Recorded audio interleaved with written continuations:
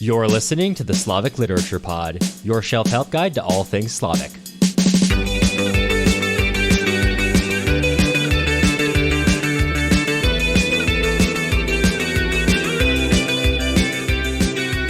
I'm Matt Gerasimovich, PhD candidate at Northwestern University, studying Russian literature and film.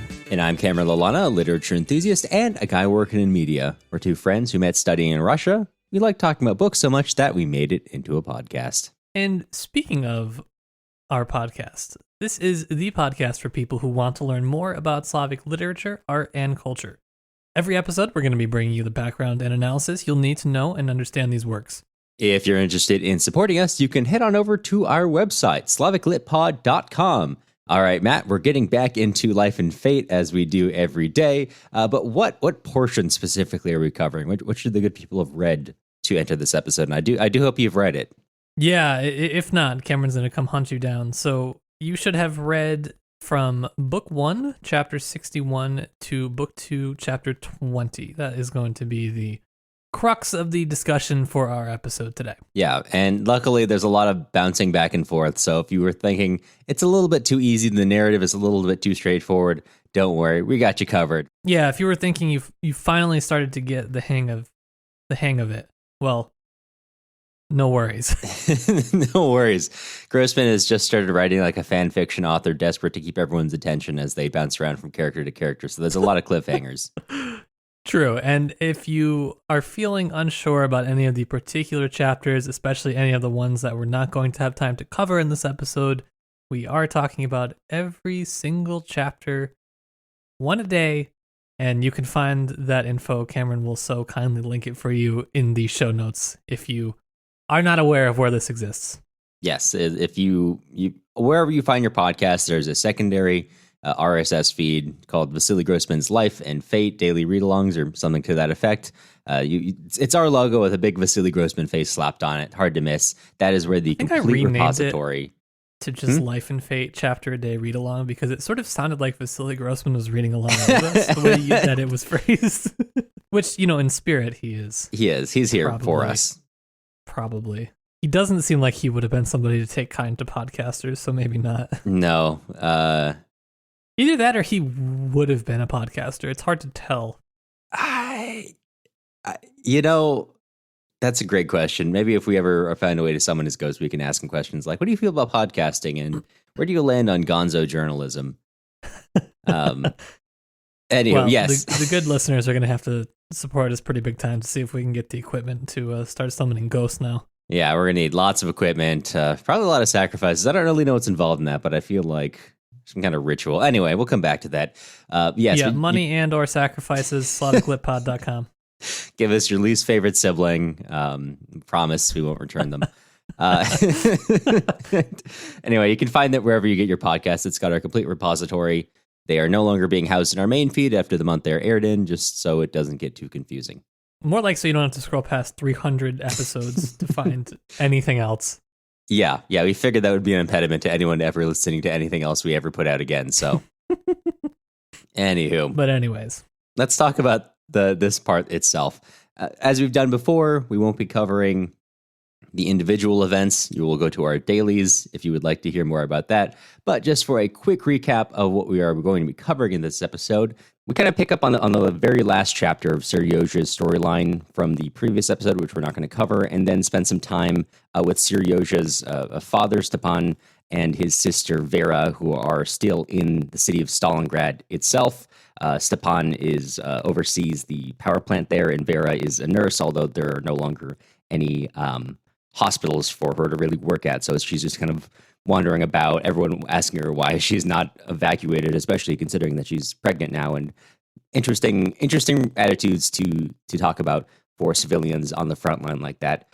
From there, we go to the Shaposhnikov sort of main family. Briefly, Victor having a very tense evening with some other friends of note, writers, scientists. After meeting with Karimov, they go and they have a discussion about the society they live in, which of course is always a great time when you live in the USSR. Very little disagreement, very little fear of who might be listening.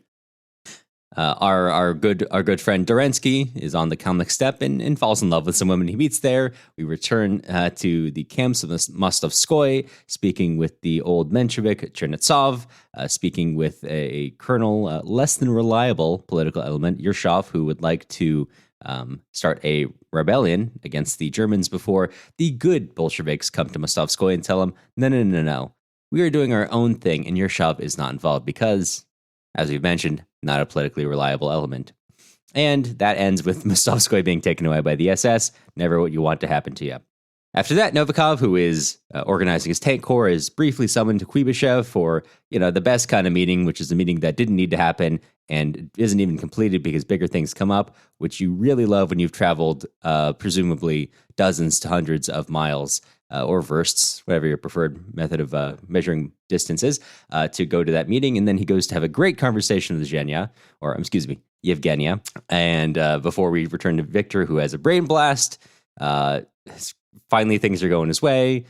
We join a German soldier, lieutenant, or I forget his exact rank, Bach, in the hospital, who is really getting into being a Nazi. He wasn't before. He's a character from Stalingrad, but now it's his time.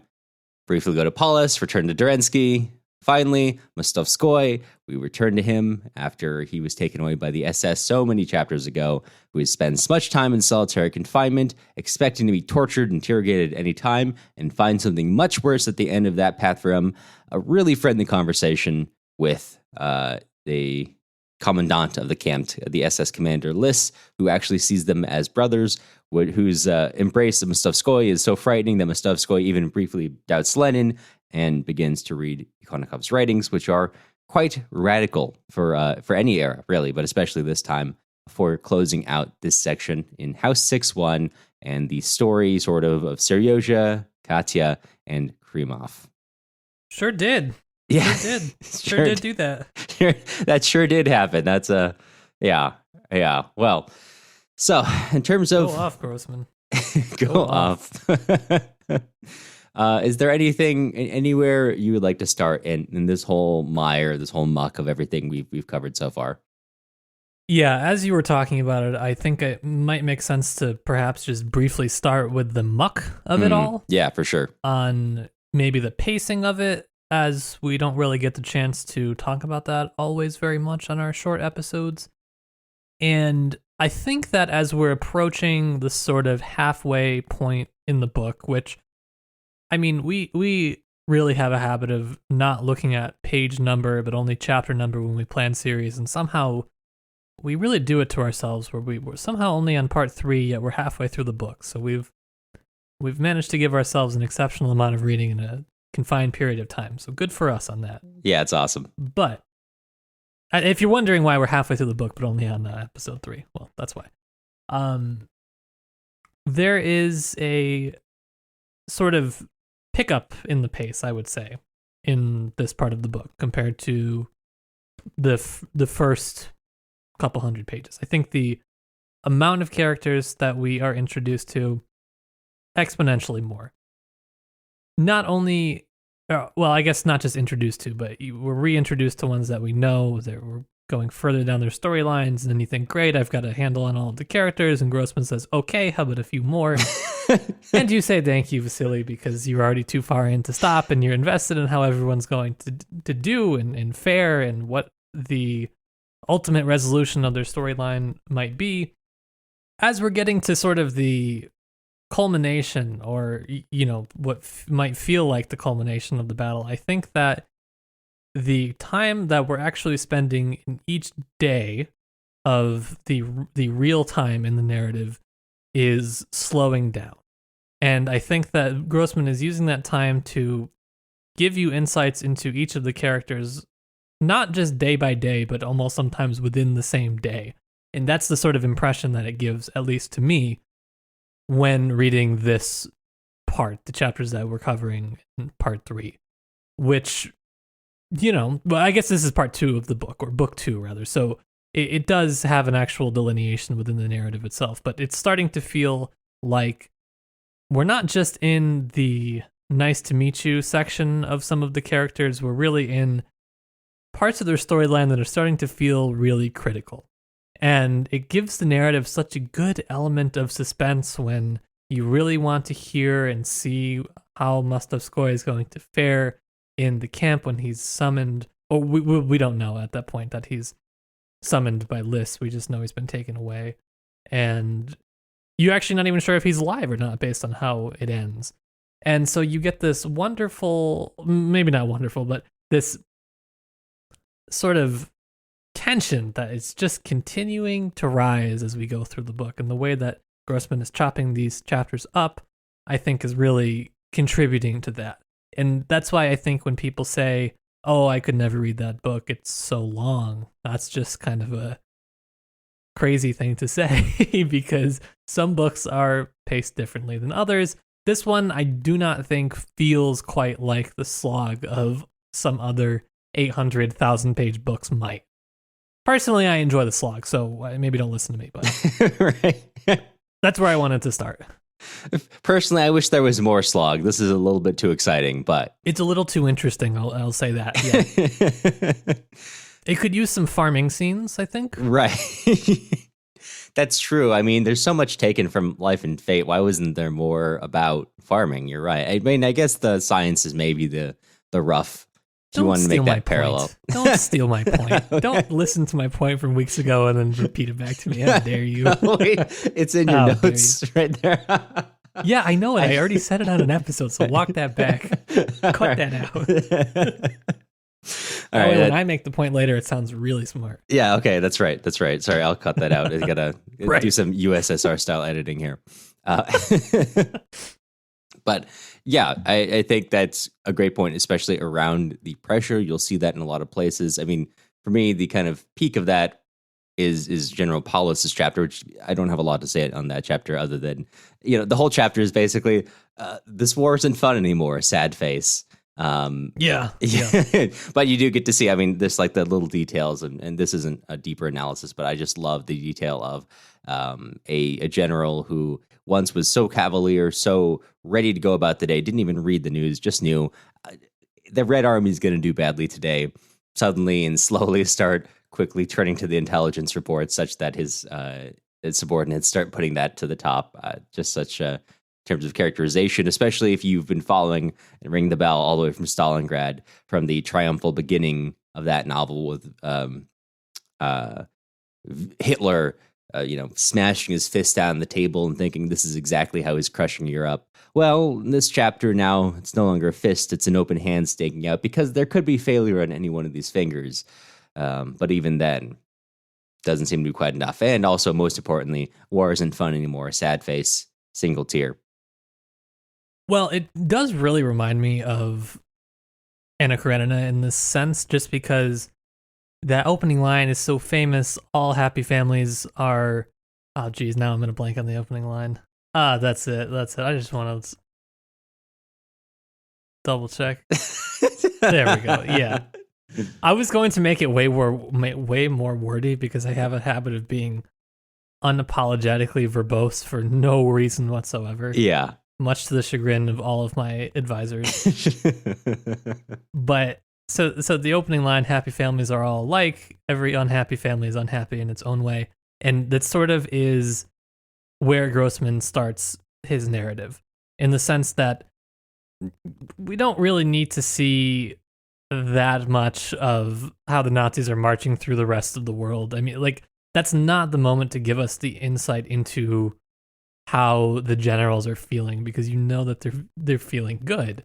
What we get is that moment of unhappiness. We get when it switches. We get the change, and Grossman is really interested in sort of fleshing out those dynamics and seeing what it looks like when someone who is so certain about what they believe in and what they're doing, what does it look like when they finally meet some resistance and they finally have to put those beliefs sort of to the test with whatever it is that they are being met with. And it gives us a really great stage to watch this action unfold. Yeah. And he does that with everybody. Right. Nobody is at a static moment in their life. Part of that is war makes that easy because everything is hitting the fan. But my point stands. Yeah, well said. Thank you. From there, do you mind if we kind of take it from the top? I was kind of thinking we could start with the dinner at Sokolov's, but we could also talk about loss. That's something that is all well throughout this part of the book. Yes. Why don't we start with loss, maybe anxiety, perhaps. Okay. Right before the dinner, I just wanted to very briefly touch on Vera because she is such a symbol of hope throughout Stalingrad, and especially at the end of Stalingrad. And I just find it so interesting how much her character has shifted in the role that it's playing in Life and Fate, which I would say is largely non-existent. And the chapters that you get from her are, you know, what we had seen today or previously were sort of out of touch in a lot of ways, kind of just dreaming that Viktorov might come back, that every plane that passed was Viktorov up in the sky waiting to come down to her. And what we see in this part is the anxiety setting in that, oh no, like I'm pregnant and I'm going to have this baby during the war. And all I've seen for months and months and months has been a gray sky full of airplanes with black swastikas and fire and an earth that is completely scorched and people dying all around. What kind of baby am I going to give birth to? And I think in Stalingrad, there was this little bit of hope for the future and for the next generation. And I think the optimism, maybe you can say, is still there to some degree, but I think it's very much tempered by the fact that this is a generation that's going to be defined by this conflict and by an unimaginable effect that the war is going to have on them going forward. So it's, I would say, not quite as optimistic. Right. Yeah. And to, I'll briefly repeat a point. We made this when we covered this chapter in the daily episode too, but all these characters who surround Vera, two important things to note here. I think one, you start to see the beginning of, or Grossman's portrayal of the beginning of this culture of valorization of everything regarding World War II. Well, everything that looks good regarding, you know, the Great Patriotic War, where everyone here, every worker is a hero. You know, Vera's father, Stepan, is in a meeting called a hero, and that makes him decidedly uncomfortable. And frankly, most people there, if they could, would flee if they had the energy or ability or reasonably thought they could actually make it. They probably wouldn't keep working there, and they're decidedly not heroes. And for Grossman, who's ever the champion of complex characters, doesn't count that as a mark against them, as if that's a failure. No, they're not really heroes. Actually, they're cowards. No, the very fact of this heroism and cowardice exists side by side. That's the human experience. And part of that experience, too, is living. Eventually, there will be labels put upon you. In this case, from the Soviet government, they need heroes. So they designate these people here who are tired, anxious, afraid, drinking too much as their heroes to make them something bigger than they are. And that exists alongside the fact that it's terrifying to occupy the position they do, and they would easily not if they could. And that's one thing. And, you know, this culture of heroism seen all throughout hero cities to today. I remember, I think Matt and I it was in elementary school, maybe in middle school, and as soon as you walked into the lobby, there was like a big memorial to World War II and all the soldiers who'd maybe been to that school or were relatives of students there who died, and even like I assume a model submachine gun in a glass case from that era in the lobby. I assume that was a model. Yeah, right. It's right. Like that's, you know, America has a pretty strong culture of worship of World War II, but I really feel like I can't. Do you think so? I feel like we have a strong culture of like making World War II documentaries. I don't know if I'd say it's worshipful. Maybe it's the particular family I grew up in, which was like a World War II dedicated family. Right. Right. My family specifically, you know, my grandparents they didn't talk about it all the time, but like the fact that my grandfather was didn't fight in World War II. He was a tradesman, so he wasn't allowed to join, but he joined afterwards. But my grandmother was in AWACS, so on that side anyway. My grandparents at the other side were in the occupied Philippines. They had a much less good time, and they don't like talking about that period, or they didn't when they were alive.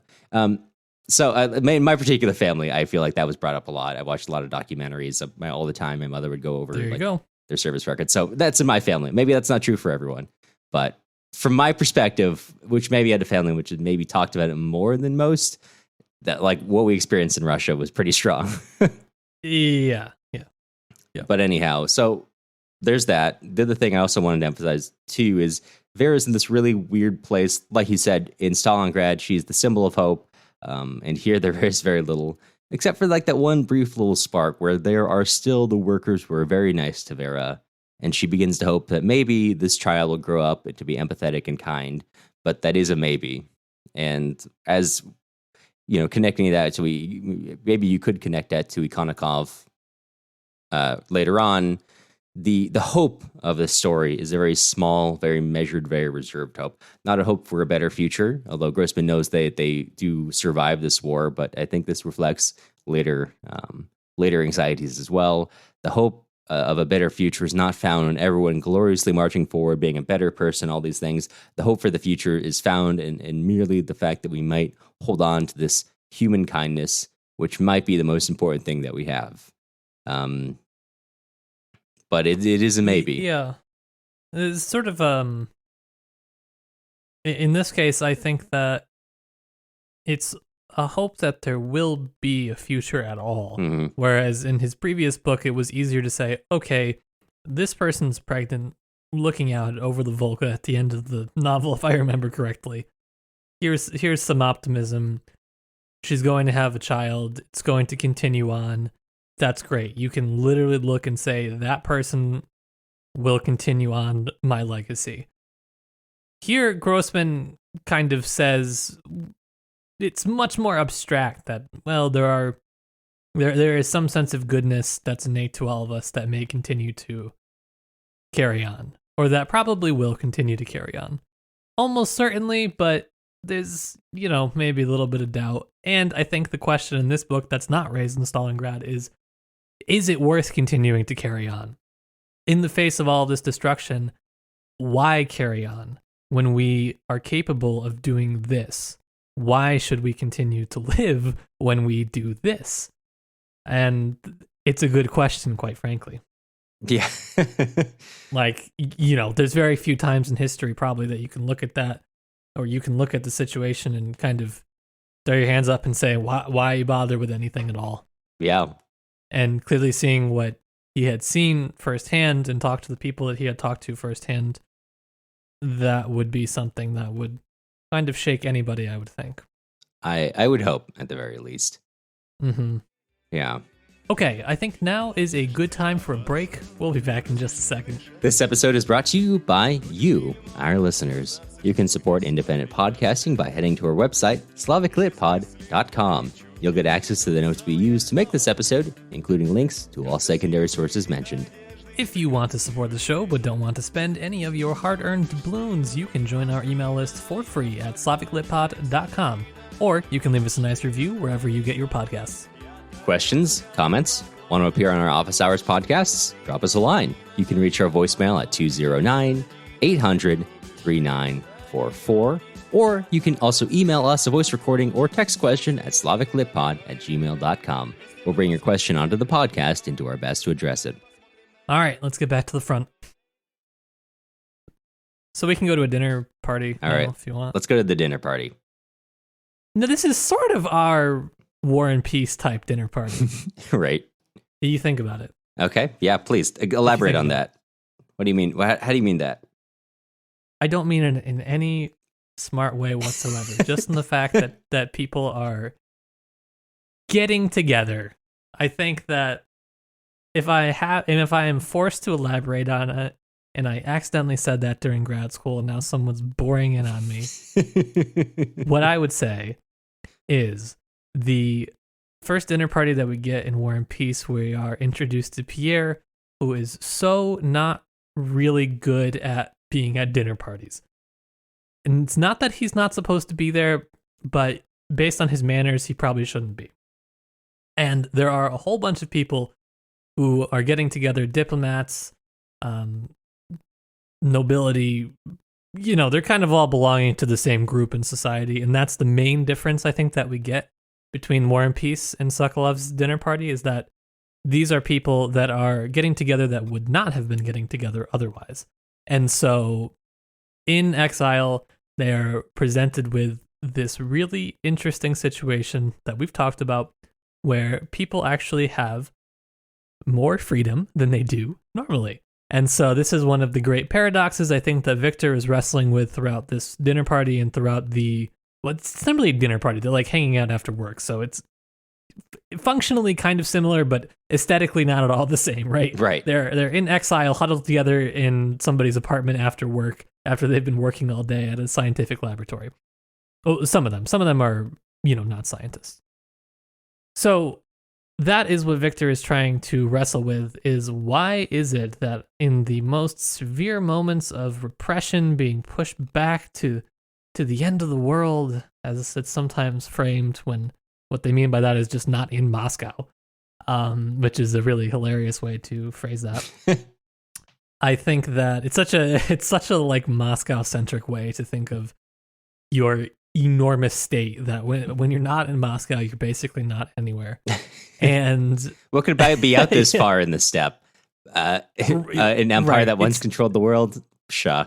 And if you look at the map, I don't want to even go into this, but the Kalmyk steppe chapters, like, it's not that far from the cities, from like sort of city center, but like there are way further areas than that. But I digress.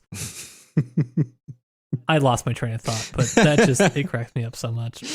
Yeah. That is the sort of thing that Victor is wrestling with, is why is it that this is when we are most free to talk like this, and this is when I have a sense of freedom with my research that previously didn't exist, when he was probably given, almost any resource imaginable to do his work. It's very important scientific work for the state, so there probably weren't a lot of roadblocks for him previously.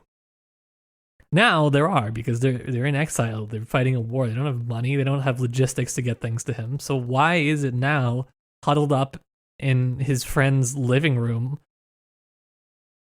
spending too much attention, paying too much attention to his wife, that this is when he feels the most free? I don't know. Yeah. Why is it, Cameron? I'd love to know. I would love to know too. I think it's interesting. This chapter particularly, I would say, really makes me, when I think back on the fact that he tried to get this published in the Soviet Union, astounds me more than anything, that of the faith, like Vasily Grossman. I don't know if he had much in the Soviet Union at that point, but he had enough to write lines like, what is this? Hold on. No one talked like this before the war. This is how as they're all getting into sort of questioning 1937, not quite openly, but definitely not talking about some people who've been liquidated in the ways they're supposed to. No one had talked like this before the war. The might of the state had constructed a new past. It had made the Red Cavalry charge a second time. It had dismissed the genuine heroes of long past events and appointed new ones. The state had the power to replay events, to transform figures of granite and bronze, to alter speeches long since delivered, change the faces in a news photograph. A new history had been written. Even people who had lived through those years now had to relive them, transformed from brave men to cowards, from revolutionaries to foreign agents. You think that shouldn't get published? I think I think it's astounding that he was writing lines. This is not the only line in the book which is like that, but it's lines like that which make me astounded that he's like, yeah, I'm going to go give this to the press. They will almost certainly publish this in the Soviet Union. Yeah, I don't know. Maybe he felt that after the war there would be a sort of breaking of the dam, so to speak, because you have defeated the great fascist enemy, so what is there left to fear? I don't know. Yeah. I don't think... that's an optimistic historical counterfactual. I don't know if that's really what he thought. Probably not. Yeah, for sure. But it's one of those things that I think now when you read that, I can't speak to people outside the U.S., but I'm sure almost every American student has had to read 1984, and you read that and you're like, well, yeah, of course, naturally. not taking into account the time and place that Grossman is writing this particular sort of line in, right? My issues with 1984 aside, and believe me, I have a lot, and I'll link. Don't get them going. Don't get them going. Don't get them going. Of another 40-minute episode on how I feel about that. But anyway, yeah. Just a notable thing to mention, and like you say about the freedom, really re-emphasizing this conversation, not just this feeling of freedom that they all have, but literally having conversations that they would never have brought up in Moscow. We have, And you know what I love about those conversations? Yes. Is that the most incendiary topics that they talk about have to do with literature and the arts. I love that. I think that we have so lost that importance. I think that it's not necessarily like, it's definitely not deliberate in all senses, although there's a case to be made on that I won't go into. But I just do love reading about times where that was what was really highly valued and really hotly contested. And it's something that I think is really hard to picture now, because we have never lived in a time where art has mattered. At least I can speak for myself. I have not. Yeah. Maybe if you're older, you could say maybe there was. But it just doesn't really seem to be the case. Certainly not in this way. I mean, somebody going to jail for their art, unless maybe they're like, their art is also overlapping with vandalism, then probably not. You know what I mean? Yeah. I can think of examples, but honestly, the only place I can think of art in American life is when some reactionary grabs an artist who they don't like and just makes them some kind of like cause celebrate to fight against. Like, they'll, in some way, this artist will have worked at some institution which receives government funding, and then that becomes a larger political campaign. There's a particular artist, I can't remember his name. He was the one who did Piss Christ too. There's like a politician who made him that, but like that's a few weird cases. That's not everyday people having that kind of conversation. You're right. Yeah. And I don't really have a larger point to make other than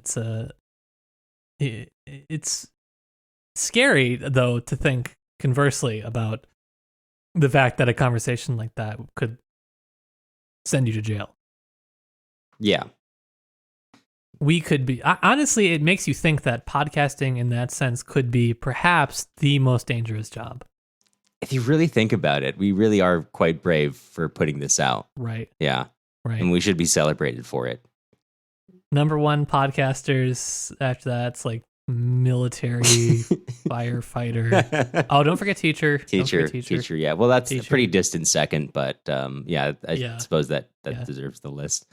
All right, let's move on from this before we actually end our podcast. But I do think at the very end of this chapter, there's a kind of I forget who's it that makes this point. I think it's it's Victor.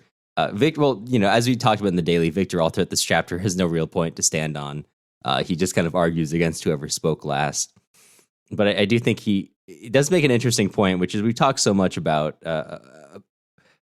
compare against Ikonnikov's point of view, right? Later in the novel, which is that he only believes in human kindness, and that's the most important thing. And Victor, I think Victor's not meant to be taken on face value, these points here, but I do think he kind of makes it a fair point, which is, how can you say that we don't need the USSR? If it weren't for the USSR, we wouldn't have the industry to build the weapons we have to fight back the fascist invaders. And I think that's kind of been a little bit, you're not supposed to take everything he says seriously, but I don't think that's an unfair point, that you say whatever you will about the state in terms of fighting other states like the Wehrmacht. That does require a fair amount of technical industry in production, which is, I think, maybe not the overall point of this book, but I think it's unintentionally a fair rebuttal. Although that gets into, I think there's this, when ancient poli-sci was told this thing called the parable of the tribes, about how in fighting a power maximizer state, you become more like them, and as a way to explain how state relations come about. I think that might be more of a personal point than something this book is trying to make, but I found it interesting. I kind of don't know exactly what to make of Victor over these few chapters, because there are some things that he says that I'm like, it's not a good point. Right. But I think that part of that sort of desire he has to just engage in debate for its own sake, it almost feels like he's just starved for this type of environment where he can evaluate different points on their own. And that's something that is completely lacking. He has no point throughout this book does he have the ability to actually evaluate his own ideas sort of on their own. He's only working within the pre-approved ideological dogma. That's what so much of his science chapters are about, is trying to patch up any new discovery that he finds and say, okay, now I have to make this part of the main theory, otherwise it can't work. And so I think it's maybe refreshing for him to have a situation where he's able to just talk and argue, and maybe it doesn't make any sense. Maybe he doesn't really believe in what he's arguing, but that is a luxury that has previously not been afforded to him or to anybody when you could go to jail for having a contradictory opinion, right? And, counterpoint, maybe you don't have to say it out loud to evaluate it, but there is something to be said about the sort of verbal conversation and debate. Yeah, right. And to your point, if you don't mind us continuing, this kind of skipping the chronology of the book, but continuing forward to part 2 when Victor leaves that and suddenly the apartment and suddenly has a great moment of inspiration, which leads him to having a breakthrough in his work. To your point about him being able to evaluate that out loud, it's that very process of, okay, does this actually, does my tool hold up when I use it against rock? He is suddenly able to reformat his mind around fixing the problem. And the rough explanation we're given, which I won't say I completely followed the logic, but I also, I don't think we are meant to, is the fact that he's able to pull this idea together because he stops thinking about all these elements as discrete things and starts thinking about the relationship between all of these different fields in his head. And not only the relationship between different fields, but the relationship between the fields and non-scientific fields, between his work and his life. And he's beginning to pull together novel connections, which are not prescribed to him, right? He's not trying to make the action, the experiments he's doing fit the results he's supposed to get. He says, okay, well, if we're looking for a certain outcome, then maybe we need to alter our inputs instead. Maybe that's what we need to start looking at. And that's, I think, what is how we are to understand his breakthrough, is this sort of novel thinking, which is difficult when typically your expectation is, okay, here's the theory, here's the outcome, now make it work, is not typically the way you go about science at this particular point in the Soviet Union. That's not how it will always be in the Soviet Union. That's not how it always was. But in this period, for a while, it gets a little weird. Yeah, it definitely does. And I think that what Grossman is showing, if I may argue this, is the overlap really between science and art. In the sense that, at least maybe traditionally conceived, or, I won't get into that much of a debate on art because we can go forever. I will just say, in general, we often think of art as something that comes to us through some sort of jolt of inspiration, or, some sense of freedom of our mind allows us to come up with organically these different ideas. And that's how he comes to his theory. It's this organic inspiration. Maybe it's a little bit of a, capital R romantic idea of how art in science works, but it is how Victor is kind of thinking, that it's not when he's sitting there running his experiments that he deduces this or comes up with this. He does this through some sort of synthesis of everything that has emerged in that conversation and everything that he has in his brain up until that point. And so that's why I kind of thought that these chapters function in a very similar manner to Levin's farming chapters, because that is sort of what they do in that novel as well, in Anna Karenina, where all of these chapters where Levin spends time implementing agricultural reforms and working with the peasants and so much wheat everybody that I talk to frequently does not like those chapters. At least a lot of students don't like those chapters. I can understand why.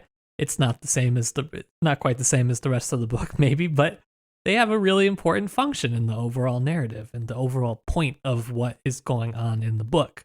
I do actually think that Grossman does a much better job of making that explicit and really tying all of it together. Actually, I think it's better. He does it better than Tolstoy. Part of it, I think, is that there's less of it, so it's not quite as in your face. And I don't know. It was something that was really sticking out to me on this read. Yeah, definitely. And I think reading this particular chapter, there's one line that made me think back on some of the works we've covered on the earlier Soviet Union, thinking back on Cement, Envy, you even point towards some of the novels we have not covered, right? A lot of elements of these earlier novels are about kind of conquering the elements in one way or another, conquering the social situation you're in, conquering the sort of chaos around the factory, right? Whatever, like conquering the chaos of us not being able to follow through to the plan, whatever it may be.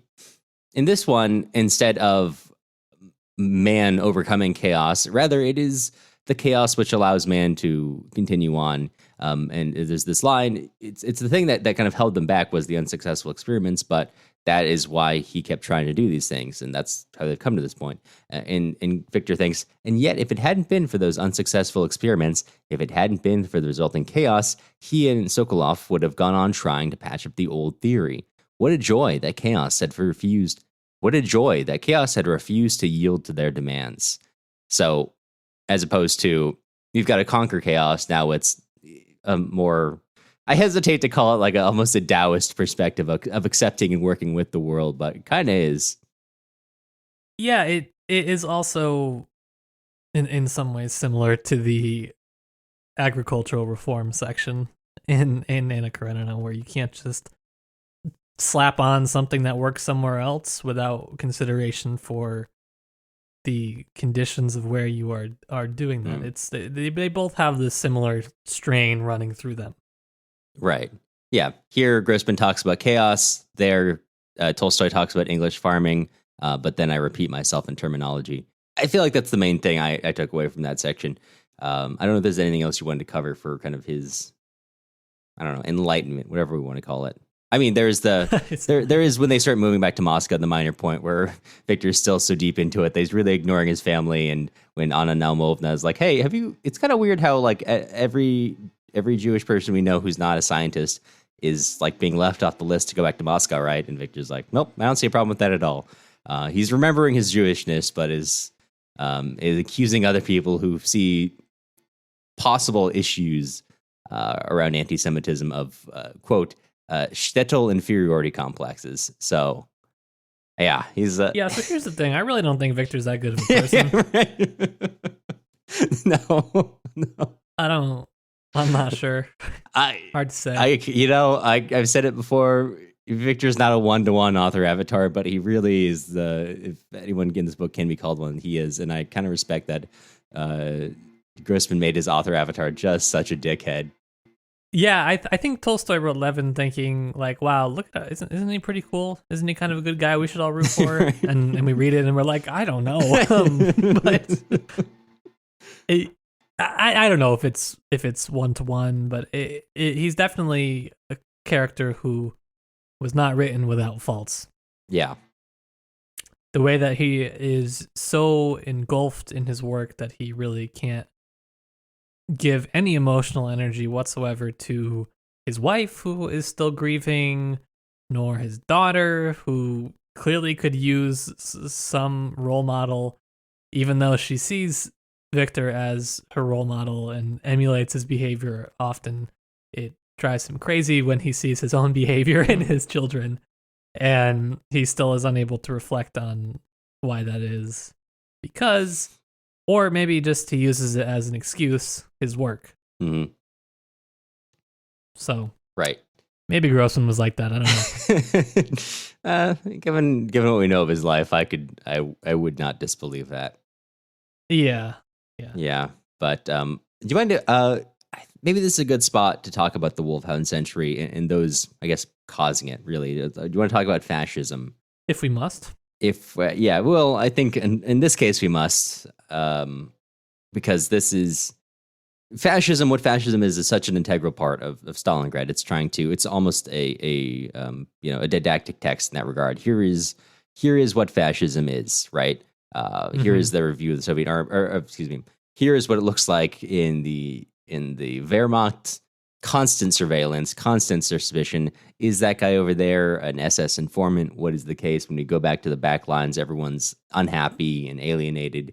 And for the most part, their perspective has been absent in the novel up to this point, when we get a lot of it in a relatively short period of time, first in Peter Bach, and then secondarily in the Commandant Liss. And it's kind of it's fascinating. The through line is still there. There's no change in how I think Grossman portrays fascism, but how he's portraying the people, its adherents, I think, is really interesting, because you have the fanatics, and I don't know if Grossman doesn't really address them, maybe because they're not worth speaking about. What do you say about a fanatic? Okay, they believe it. Much more interesting maybe is Bach, who is, as we've said before, this interesting example of someone who always saw himself on the outside of the party, of the Nazi party. He's not a member. He has Jewish friends. His parents are Marxists. He does not have the same sort of racial animus that guides so many others. He's sort of I'm just a believer in the importance of Germany and the belief in a German soul and a German character. And, well, of course I have Jewish friends, but if a German soul and a German character exists, then so too it must be the case that a Jewish soul and a Jewish character exists. But, I'm sort of an egalitarian myself. I wouldn't kill Jews en masse if it were up to me. If it were necessary, sure. But that's if I was in charge. I'm not in charge. I just follow orders, right? And so he's given all these all these reasons in his life to object to fascism as it exists. But because of this sort of, I think Grossman is sort of tying it to an underlying nationalism. You've made this point before of the individuals become subsumed by culture, right? Where he says, like, well, it's bad that we hate Jews because Einstein was sort of a German. It's a little contradictory, but I mean, it's fascist ideology, sure. He could, if he had stayed in our society, he could have contributed so much. It's not about the individual; it's what you contribute to. In this case, this culture, the German culture, and you see in this sort of nationalism the ultimate sublimation of the individual to the culture itself. You are not your own. You are not your own person. You are only your contributions to society. And I think you can see how that flows pretty naturally into fascist beliefs, where the individual is nothing, the Volk is everything. I think he's tying those senses together, and that's this tying not just in not portraying fascism as this weird other thing, this strange outcropping, but rather as a natural outcome of nationalism.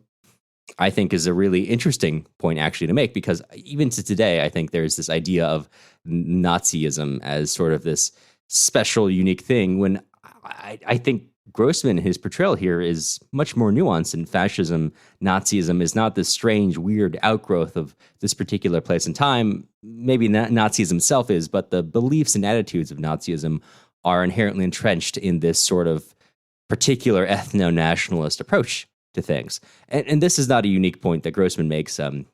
There's another author, and many, many authors besides. I'm thinking most specifically of Cesare, who is I want to say French-Algerian writer. I'll correct that later if that's not correct. But he writes an essay in which he says that he argues World War II is essentially inevitable because the ways in which the attitudes, the attitude of extraction and the need for national growth in this ethno-nationalist empire in Europe of the colonial era, which was initially inflicted on Africa, well, of course, that circle was going to close on where can we actually extract resources.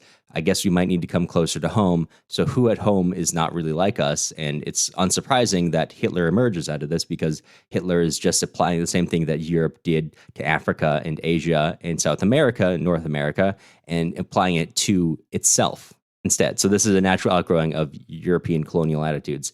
this is not the exact same argument that Grossman is making, but I think it is a parallel one. And I think it actually still is a relevant one because seeing fascism not as a strange, otherly thing, but something that grows out of our own attitudes and things that exist in all of our societies is an important and provocative point. And I think Liss stands in a different place than Bach does.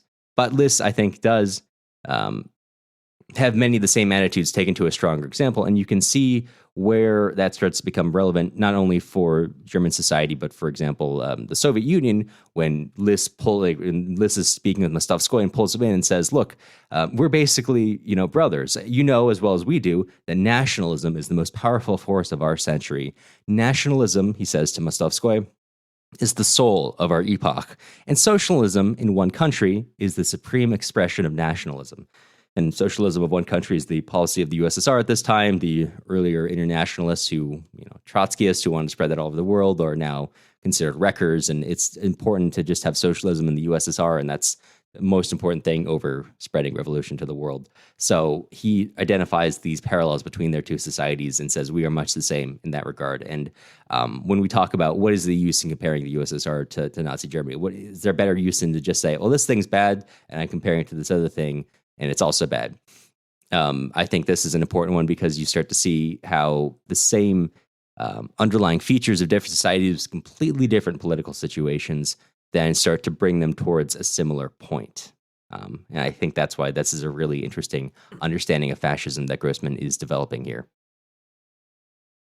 Yeah, and you brought up that good point earlier about why not talk about the believers?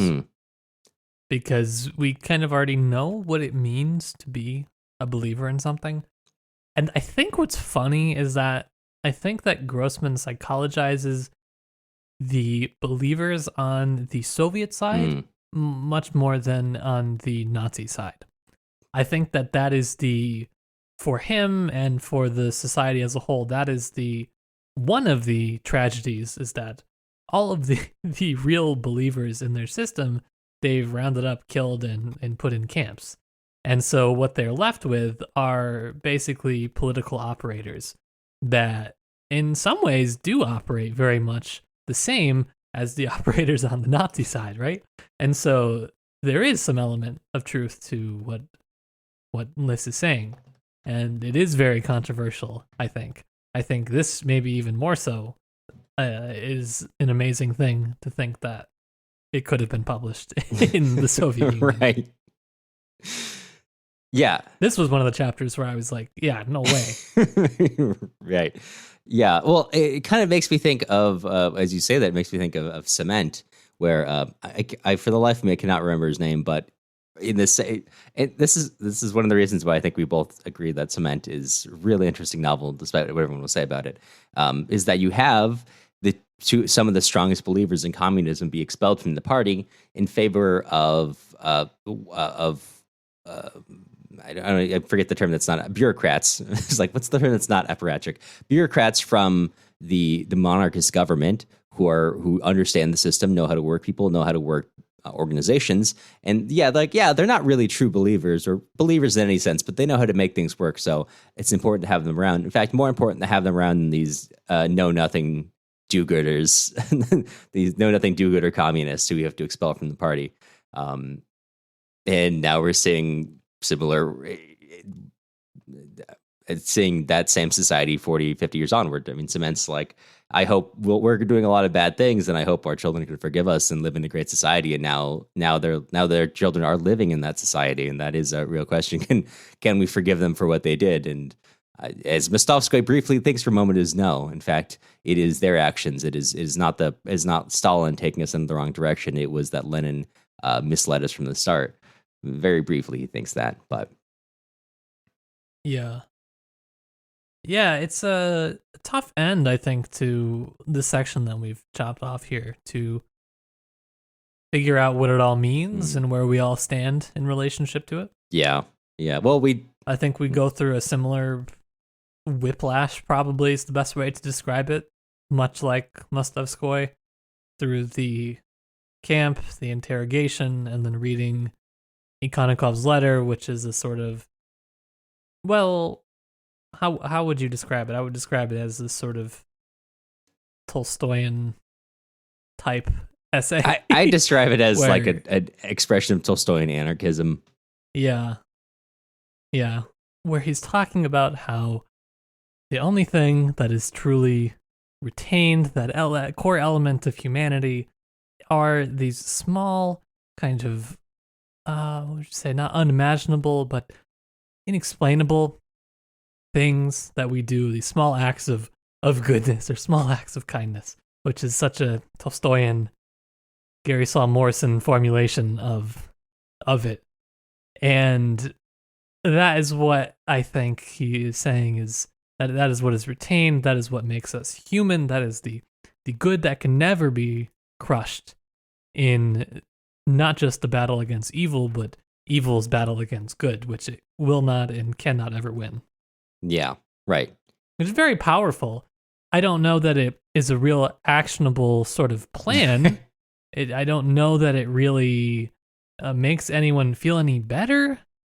You know what I mean? Yeah, well, that's the thing. When we talk about this, as we go into much greater detail in our daily episode, but it really is a provocative moral stance to take, because when Mistovskoy is reading this with contempt, you might, because of the way we're being set up, think, yeah, no, Ikonikov is right, but like really take Mistovskoy seriously for a second. You're in a like Nazi prison camp. If you are like, who is going to fight the Nazis if you don't have states who stand up to them, who are building the sort of industry? And I know we conceive of the Soviet Union as doing industry kind of uniquely badly. And frankly, there's a lot of, I think it's fascinating how the Soviets set up their industry. I think it did very well in some ways, did very badly in other ways. But anyway, Soviet industrialization was horrible and awful. That being said, so industrialization everywhere was horrible and awful, and it tended to be offloaded usually onto immigrants, and so that's why I think we in societies tend to overlook the massive costs of industrialization, of building the railroads, because the thousands, tens of thousands, the unnumbered dead of these things in all our other countries were mostly not our own people, so to speak. Of course, depending on who you are, it might have been theoretically your people, but like, I mean that in a sense of like the people building it didn't see those who did the action of doing it as their own, so they aren't tended to be counted. Historians obviously go back and try to do so now, but what I'm saying by that is, yeah, Mistovskoy's stance is like implies a lot of violence and horror, but so does Ikonikov's, in a society in which someone else does do what Nazi Germany has, and then no one else is there to fight back. It has industrialized to that capacity. And despite all that, I also can't say that Ikonikov is wrong. And I don't know if these are necessarily contradictory points. They're just provocative ones to exist alongside each other in the time that they do. And I don't have an answer. I just think this is a fascinating thing to consider and take both sides really seriously on this argument. I think that it is a good point that you just made, that they can both coexist. That different points can coexist. Yeah. Because that is what so much of all of these sides are fighting for, is for their thing, their idea, their ideology to be the exclusive and only one that can ever exist. And I think that this is one way that Grossman kind of does illustrate that there can be differing points of view. There may be, this may be something that is higher than ideology. And so the point might not be to be actionable. It is, Ikonikov is making a spiritual point, basically. It is above law. It has nothing to do with practicality, but it does sort of make you question, right? And in that situation, I don't know about you, but I would want to know, what am I supposed to do? And I think that, I don't know, maybe in the situation ideology doesn't help, and there is no way to know what to do 100%, and so you need these higher truths to believe in the fact that the goodness of humanity will not be eradicated no matter what. But yeah, no, I think it's still a tough pill to swallow, as this is what you're looking at. Right. Yeah. I think that's all I had to say on that section. I don't know if there's anything else you wanted to cover. We could probably wrap up. I think so. I before we go, I just want to mention, hey, Suryosha and Katya have a nice point. It's one not not the worst ending we've had. Staroye and Katya theoretically have a brief nice time together, and Gremov gets shot in the head. It's not the worst way we've ended one of these. Grazed. Sorry. Well, if I was grazed in the head, I would tell everyone for sure I got shot in the head, because that's technically still true. Right, but you're not an old Bolshevik. So. That's right. Grazed, maybe by the Germans, maybe by Grekov. Who's to say? really hard to say. Yeah, I think the Staroye one is. I don't know. It was fine. Dead cat counter goes up one. I don't have anything particularly profound on that ending, to be honest. No, I don't. I think everything that's happening here is setting up for things that to come. I agree. I don't think there's anything to analyze. I mean, I do think there's a brief moment we'll talk about this in the daily, but I think there's an interesting point when Katya talks about senior soldiers extracting sexual favors from women in order to keep them in certain positions, and I think that's one of many things that Grossman kind of briefly addresses, like a one-off line, which implies so much more story there, which I probably is a reflection of the massive amount of time he spent with the Red Army, and things that are really important stories to tell, but are just not the purview of this story. And just one of those things that I think is an important reflection of how much of a history there is there, history which may or may not have been written, and even if it was written, may or may not have been published. In fact, was probably not, because of the you can imagine why the USSR is like, oh, maybe we just kind of quiet down, a culture of forcing women to of commanders forcing women to have sex with them for, X, Y, and Z. That doesn't look so good, so that's not getting published. And there are authors today who address that, but one story that likely has been told many times privately, but I can't imagine has been published all that often. That's nice. You think it's in a deliberate attempt to quiet it down. I take it as more of this was so commonplace that it doesn't even rise to the level of, it doesn't even appear significant to commanders or people that were in the military at that time. It was just so commonplace. Yeah. And that's what I think is so interesting about that. It doesn't even, not that it doesn't deserve a story because it's not interesting, but because it's so commonplace that everyone already knows that story. And that's what I thought was so interesting about it. And well, you're right. That was the main point that I thought was interesting in that storyline. The Katya Staroye, whatever. I mean, yeah, them together, sure. Right, that happens. Have fun. Yeah, have fun. Kids. Yeah. But other than that, I think you're right. This is probably a good place to close out for now. I agree. Okay, Matt. Well, tough conversation, but before we totally wrap up, I got to ask, what are we tackling next time? Next time, be sure to bring your notes from class. We are going back to office hours. We haven't decided exactly what we're going to be tackling on it, but if we're doing what I think we're doing, it's going to be quite an entertaining one. It'll be one to talk about. We've got something that you are not going to want to pick up a copy of through our affiliate links on our website. One of those rare books that we absolutely don't recommend. No, and it made me want to stop reading altogether. Honestly, yeah, a little bit. Made me embarrassed to be a reader. Yeah. Made me embarrassed to be literate, frankly. Yeah, illiteracy was a better solution. To help keep our show independent and for exclusive access to notes containing all the research that went into this episode, head on over to our website, slaviclitpod.com. Before we let you go, we want to extend a sincere thank you to all of our current supporters. Yes, and that's Emma, Lauren, Erica, Michelle, Juliana, Diane, Oleg, John, Timex, Melissa, Baron, Aldo, Ben, Gabe, George, Claire, Amy, Allie, Soraya, Jackson, Molly, Emma, Mike, Marianne, Mickey, Eric, Reagan, Mike, Peter, Eric, Ben, Claire, Jeff, Inez, Mai, Robert, Joseph, Daniel, Lou, Nina, Gary, Janice, Mary, Anne, Isaac, Emily, Amanda, Caitlin, Yitza, Irene, and Packrob. All one breath and still some breath left. Bad phrasing there, but whatever. Getting pretty good at this. The music used in this episode was Staroye Kino by Peremotka. You can find more of their stuff on Bandcamp or Spotify. The links and spelling are in the show notes. You'll hear from us again soon.